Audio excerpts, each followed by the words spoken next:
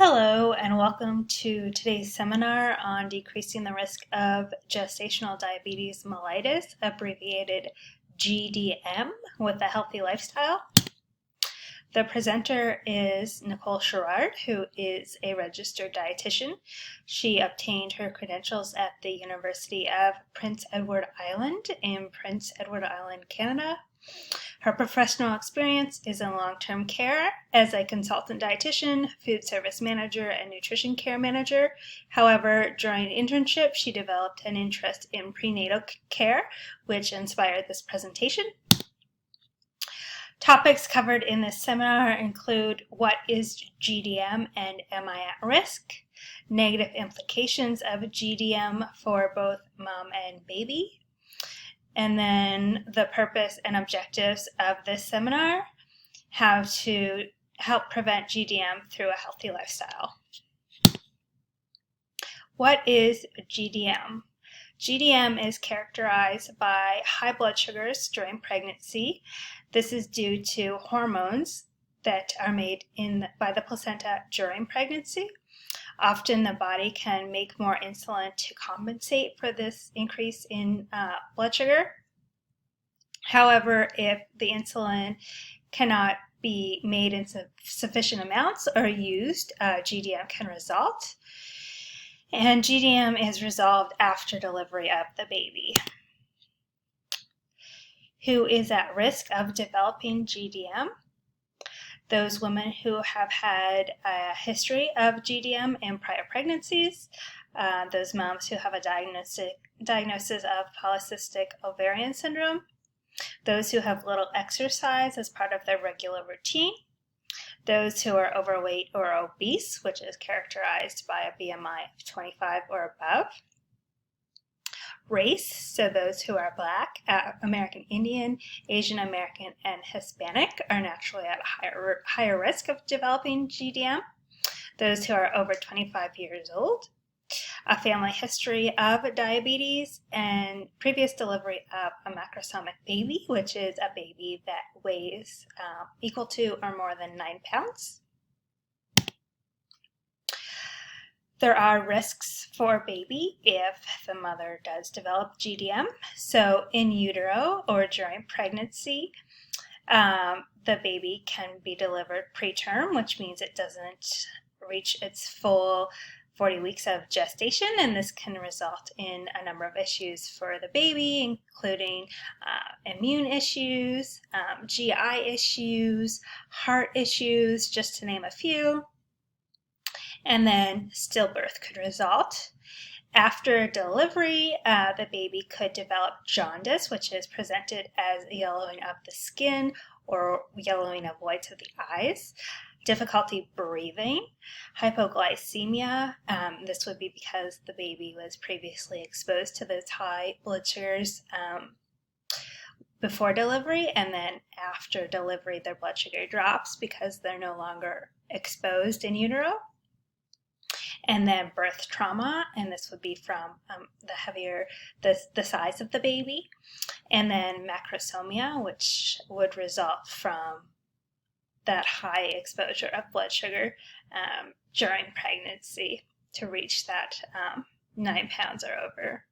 And then later in life, that child is at risk of developing obesity or type 2 diabetes. Risks for mom during pregnancy include high blood pressure and preeclampsia.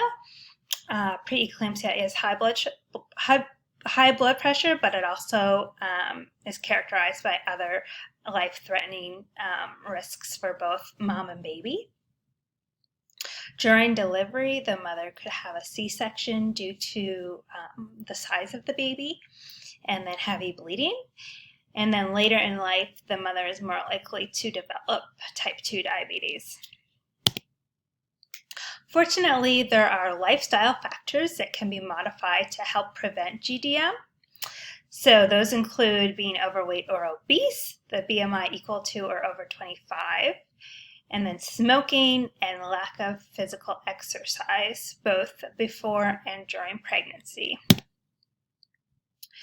This seminar will discuss weight gain and controlling weight gain through diet and exercise to prevent GDM. As mentioned on the previous slide, those are two of the main things as lifestyle factors in helping to decrease that risk of GDM.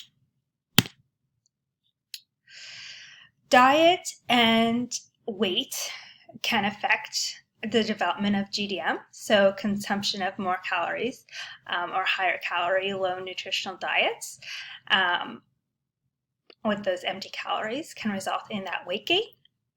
And in our society today, we do have some of those diets that are prevalent that cause that weight gain. So we are going to review some of those patterns.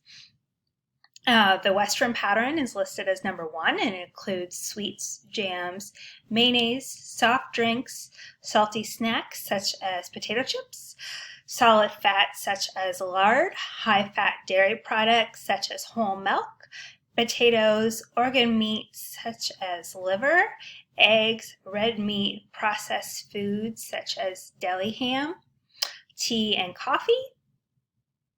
Now, some of those items look like things that we should be including in our diet, and we should, such as the potatoes and red meat and eggs. They're focusing here on the amount, so moderation is very important. You don't want to consume excess, but they are important and do contain important nutrients for you and your baby. Moving on to number 2, snack pattern includes sandwiches, cookies, salty snacks, chocolate and chocolate drink mix, so hot chocolate. And then number 3 listed here is the confectionery pattern, which would be chocolate, sweets, biscuits, and cakes. So instead, during pregnancy, healthy foods that we can focus on consuming include a variety of vegetables, fruits, whole grains, fat-free or low-fat dairy products, and protein foods. Under number 2, I specifically listed a prudent diet, which has been researched and shown to not result in gestational diabetes as a control to other diets that do. So this prudent diet would include liquid oils such as extra virgin olive oil, legumes, nuts and seeds, fruits and dried fruits, fish and poultry, whole and refined grains. And then under number 3, very important to consume 8 to 12 ounces of fish per week with that healthy fat. So I listed a few: tuna, cod, salmon, trout, and tilapia. I just want to make note that when we're consuming fish, we have to make sure that they're not those bigger fish that are high in mercury, as that can be damaging for baby. Now that we have talked about GDM and risk factors and what we can do to prevent GDM, we're going to talk about our objectives of this seminar today to help you prevent development of GDM through healthy diet and exercise. So objective 1 is list 10 easy prep snacks and meals to prepare when fatigued. Number 2 is to describe moderate intensity workouts to achieve 150 minutes of exercise per week.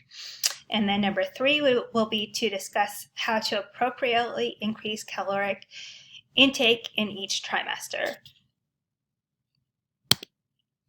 So objective 1, being able to prepare healthy snacks and easy meals is going to be important, either if you're going to eat them right away or save them for later. Unexpected things come up during pregnancy: nausea, fatigue. You may not feel like cooking, so you'll have these healthy items done up ahead of time, or know that you can grab these healthy things to have right away. So healthy snacks include yogurt and berries, whole wheat crackers and low-fat cheese, celery or apple slices and nut butter, hummus and pita, nuts or trail mix, low-fat cottage cheese and fruit, hard-boiled egg, tomatoes and part-skim mozzarella, guacamole and whole wheat tortilla chips, homemade granola, and smoothies. Easy meals to make ahead if you need to include overnight oats and add fruit the next morning, roll-ups with whole meat, such as turkey and chicken, or eggs and fish. Stew, soup, and chili. Casseroles, so for example, broccoli and cheese with some chicken and rice in there. Spaghetti, bake, or lasagna. Quiche, salads with protein such as grilled chicken, meatloaf, quesadillas and enchiladas, canned beans, frozen fruits and vegetables, and of course, using your crock pot to develop and make something pretty quick and easy.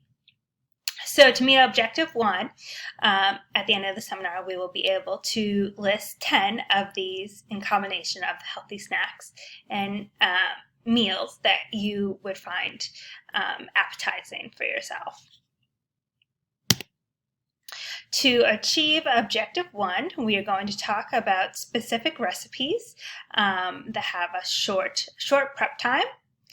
Of course, where to buy that crock pot and other kitchenware, and healthy groceries at a low cost, and then finish off by making my homemade granola bars. Recipes with less than a 20-minute prep time. These are all links which I will be happy to share with you. I did a search on short prep time and then specific prep time with a 20-minute window, and a ton of recipes came up. So there are a lot of them out there for you to find what suits your preferences.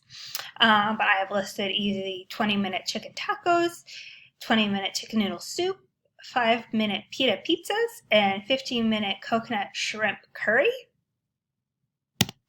I would like to take this opportunity for participants to share amongst each other their favorite quick recipes in order to build an understanding and that have a rapport with each other.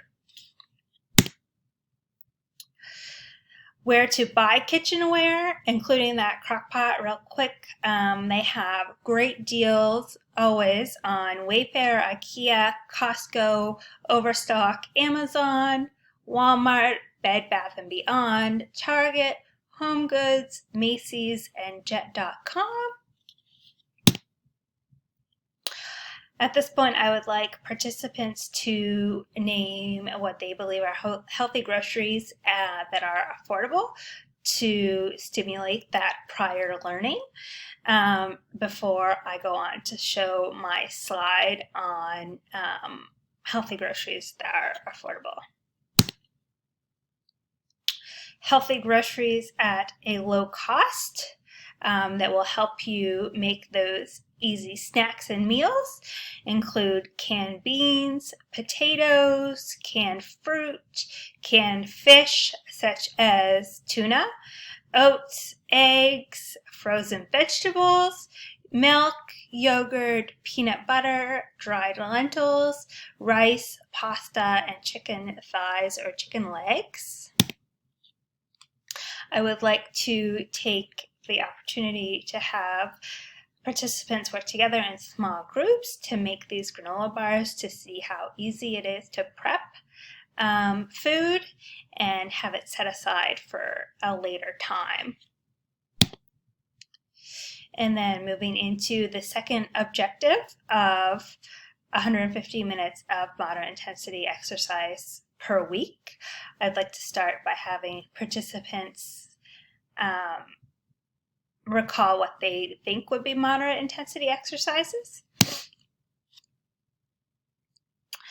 So moderate intensity exercises include those that take place outdoors, everyday chores, and indoors. So for a breakdown, we have outdoors exercise as biking, brisk walking, swimming laps, water aerobics, tennis doubles, or hiking.